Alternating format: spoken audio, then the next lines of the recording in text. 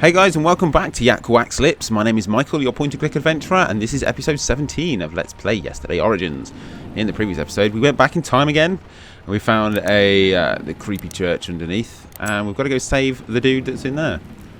So let's go and have a look around what looks like Hines' workroom, maybe? That looks important. That looks like you can click on it, but you obviously can't. Click on that, though. Powdered glycyrrhiza glabra, also known as licorice. Let's call it licorice. Hines uses it as a sweetener for his most disgusting potions. However, you use it to take the sweetness out of Sir Roderick's life. Ooh, spooky. Right, let's have a look on this bottom shelf first. Just that one. Okay, now I can click on that one as well. A powerful sleeping powder that you use to kidnap volunteers for Hines' potions. Oh, I've taken it. Sleeping potion. Okay, let's remember that. And that's a mini book. Post-its. Paper. There's not as much as in Santa Brigada, but there's enough to jot down your scientific findings. Can I take it? Yes. I'm going to take a piece of paper. I wonder if I have to do a science experiment. That'll be exciting. Quill. Now you know where to find something to write with if you ever need it. You're lucky the ink is not dry, as is often the case. Let's have a look up here. Is that another thing to click on? No. Is that Murray? An unusually small skull. What else could you expect from the Saxon moron? Anything else? No. So we've got a potion. I've forgotten what potion it was already. Is it sleeping potion? Oh god, I'm not very good at this game, am I? Right. Let's have a look at what we actually got. Powerful, yes, it was. Powerful sleeping powder created by Hines, Master of Alchemy. Can I pop the cork off? No. Can I use the paper with it? No. Don't really need to use paper, to be honest. And that is just generally paper, isn't it? Someday you'll write your memoirs. Anything on the back of the paper? Come on, turn it over. This is going to be exciting. I mean, it's not very exciting, is it? It's a piece of paper. Okay, so we've had a look at that shelving unit. Let's have a look at this. This looks good as well. Chemistry set.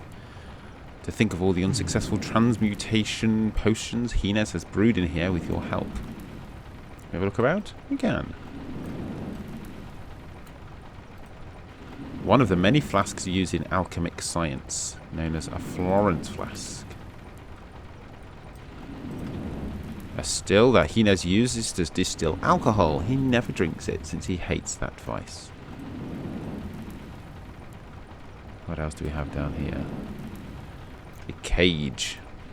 Usually there are rats in there. They're not the most reliable experiment subjects, but they're easy to catch and no one misses them. So we have a rat cage, a still, and a flask. Can we use the flask with that? You don't need to put the tasteless, odorless sleeping powder in any other recipient or mix it with anything. It works just as it is. Well, I thought, you know, if it's tasteless and odorless, let's maybe just put it in his coffee. There's a lot to look at in here. I like it. Alright, you say that bit. Q bit Hines during a ritual. Instead of killing it, Hines let it die of hunger in there. He said that the wailing and pestilence inspired him. Now he misses his dear dog.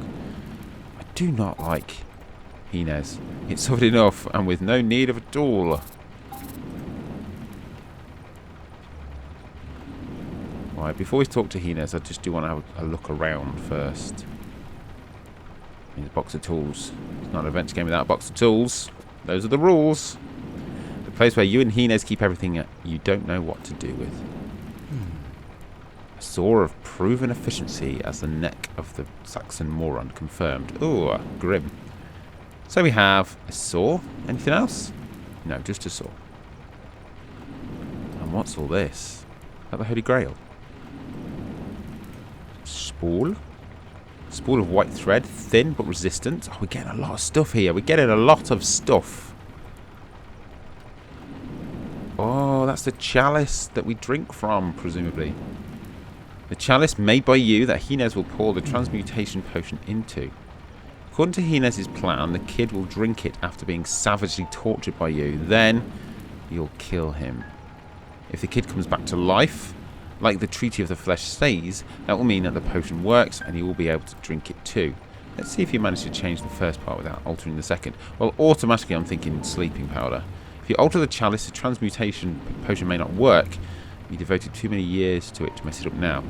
Well, I think that I probably do have to make him go to sleep. Oh, there's me. Hello, me.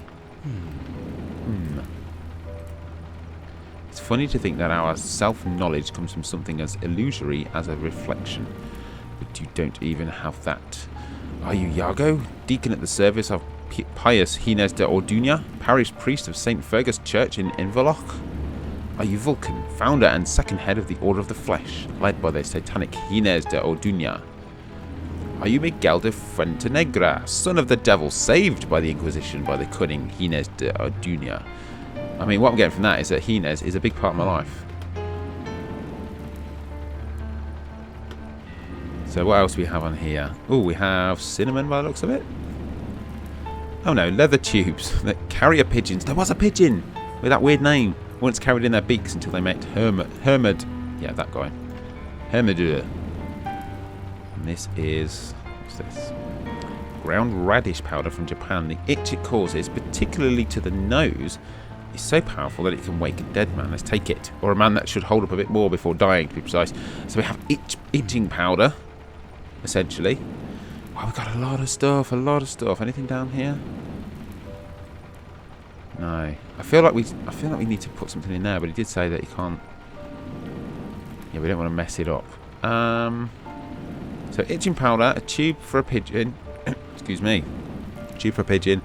Thread, saw, paper, poison. Or sleeping powder, should I say.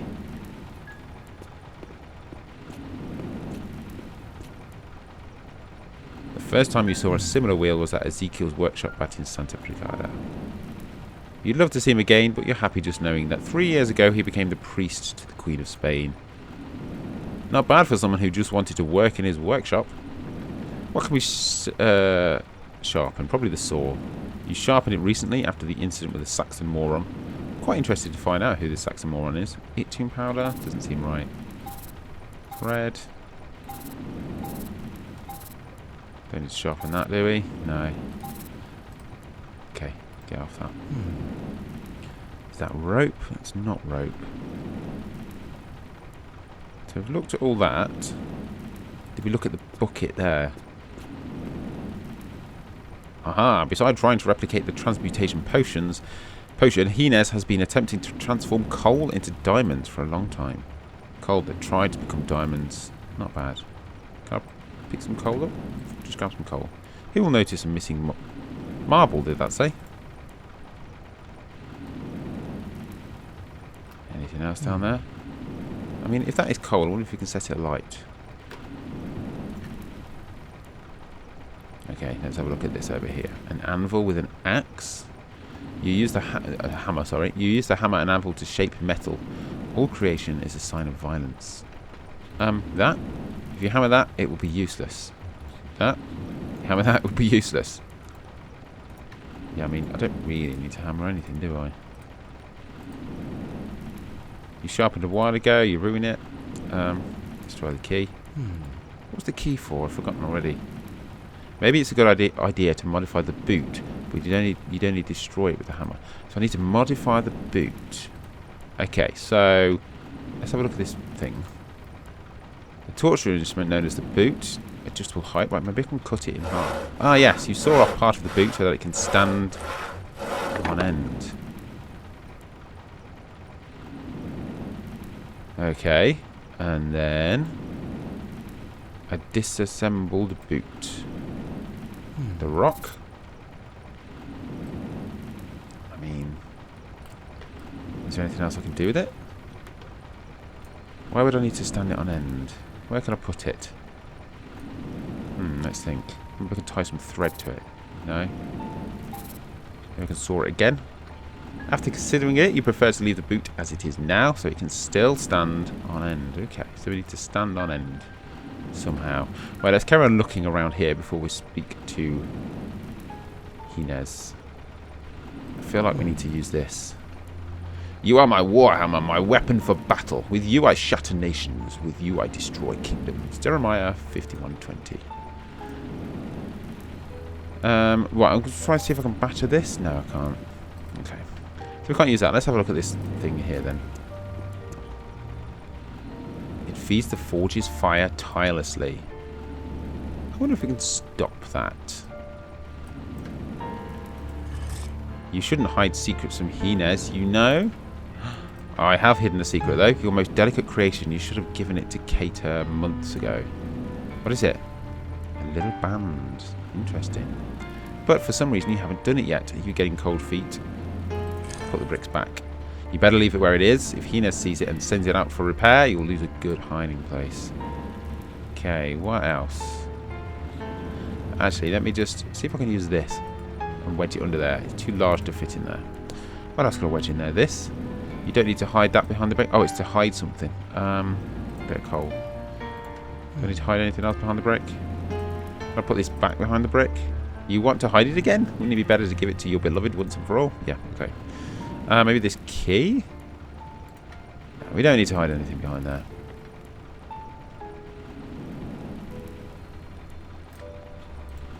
Oh, I need to click on the wheel then. There we go. Sometimes you feel like part of a larger plan, a cogwheel in the machinations of a darker being.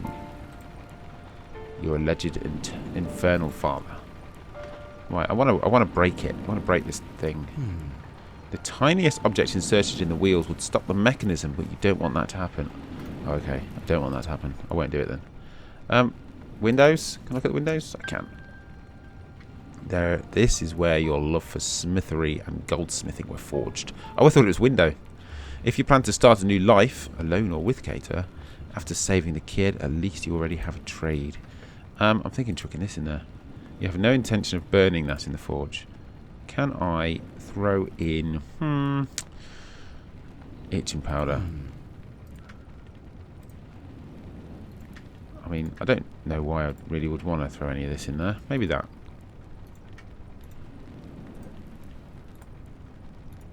Right, there's nothing here that needs to be thrown in. Paper, paper. That's the one thing I can't. One thing that burns. Okay, I'm assuming that at some point probably need to throw something in there and make something. Oh, there's a bucket there. I missed that. There's a lot of stuff in this room. I like it. During your long nights working at the forge, you keep yourself entertained by throwing things into that metal bucket. Can I do that? I can throw that in there. For a brief moment, you are possessed by the prankster spirit of your friend Giuseppe. God rest his soul. Time to put your aiming skills to the test. Is that going to make Hines turn around? Huh? It is.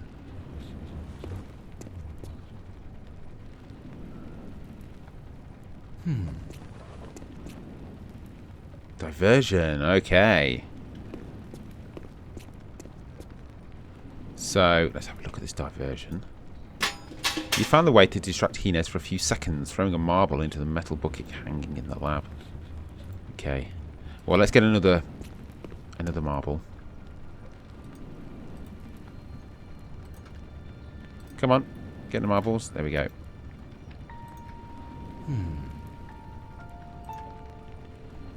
Now, I think we've probably looked at everything. So, I'm going to... Oh, maybe there's a book there. No. Your friend, protector and mentor, and yet you're going to disobey him by helping that kid escape. Let's talk to him straight away. Tell me, Hines, you called me that upstairs. Remember, we're not in public, my good Vulcan.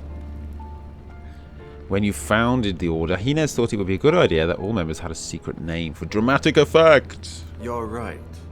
Lord Bile. Lord Bile. That's the one thing you came up with, Lord Bile. All the words in the English language. And he came up with Lord Bile. I mean, call himself like Dark Face.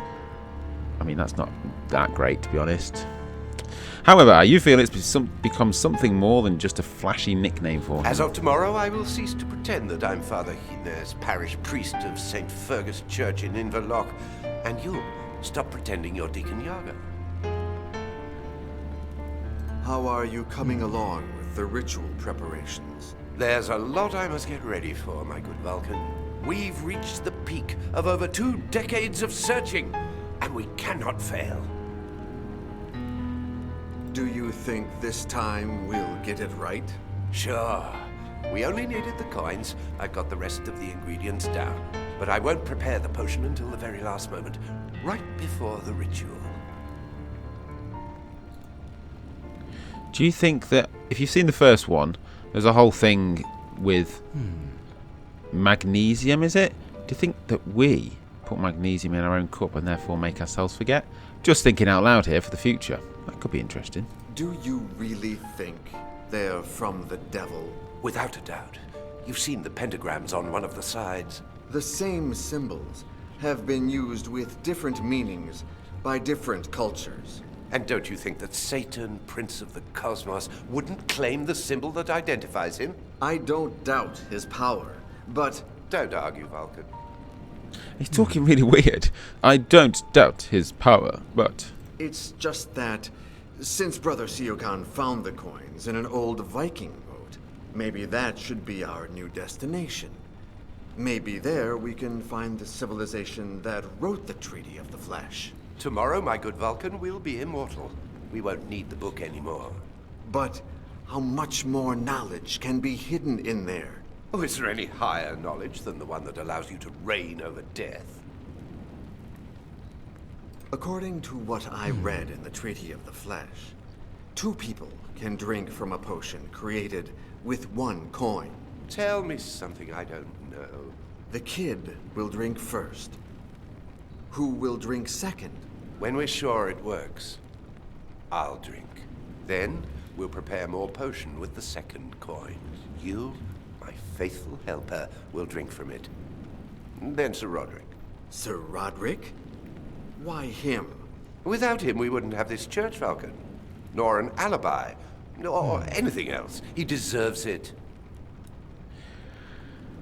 I think this is going to go not the way that he wants. What would happen if we prepared the potion with the coin, but excluded one of the ingredients? Which one? No salt or sulfur, no mercury, no gold or iron, no fire. Go for mercury. Mercury ensures that the transmuted being comes back to life with his memory intact. It would be horrible if we forgot to add mercury to our potion. But, as I'm sure you understand, I can't allow myself to make such a mistake. What would happen if we prepared the potion with the coin, but excluded one of the ingredients? Which one? When I said magnesium earlier on, I meant mercury. Maybe we're the one that didn't put mercury in it. Interesting. The aim of salt and sulfur is to purify the soul before its return. Without those ingredients, the drinker would come back with a contaminated soul. A demon, a monster. Interesting. What would happen if we prepare... Which one? Oh, so maybe we have to make it without salt and sulfur, and he turns into a monster? That doesn't seem right. I'm kind of thinking that guy from the future, or rather the modern day, might be Hines. Maybe with no salt or sulfur. Iron is used to forge the soul again, and gold to make it come back to life. I'm not sure what would happen if we skipped one of those. A soulless being? Or perhaps the body wouldn't come back to life? What would happen if we Which one? According to the Treaty of the Flesh, fire is used to honor an unknown entity. Satan. I'm not that sure. But I am. Plus, we need fire to melt the coin of judgment. What would happen if... Which one? So they're all pretty interesting topics. But let's go and talk about this kid. We want to save the kid, essentially, don't we? That's our current aim. I'd like to clarify something about the kid. Oh, Lord. I feel weird torturing a kid. Maybe we can find another volunteer. I don't know what bothers me more, Vulcan. The sudden hint of a conscience within your dark soul, or your questioning of my orders. Replace him? Oh, we've already asked that. We said we would not use servants of Sir Roderick as victims. The kid was eavesdropping, Vulcan. What will happen when the mother starts looking for him? Oh, you're right. Oh well, luckily we're in no shortage of poison. The kid is taking the place that Seokan deserved for finding the coins. He was one of ours. But we can't just get a random kid and make him immortal. He'll be too powerful. Tell me something I don't know. He'll be tied until we prove the potion has worked and has no secondary effects. Then we'll throw him in the well, where he'll enjoy immortality without becoming a nuisance. I think surely he'll be able to just get out of the well. Immortality, I mean, that's a long time. I'll never understand why he can be so loyal to you while he still believes in the Christian God. And remember, I saved his life. Some people value such a thing. Maybe we don't need Ursus to mount guard at the church door. I close the door, take the key, and problem solved. No, I'd rather have him there.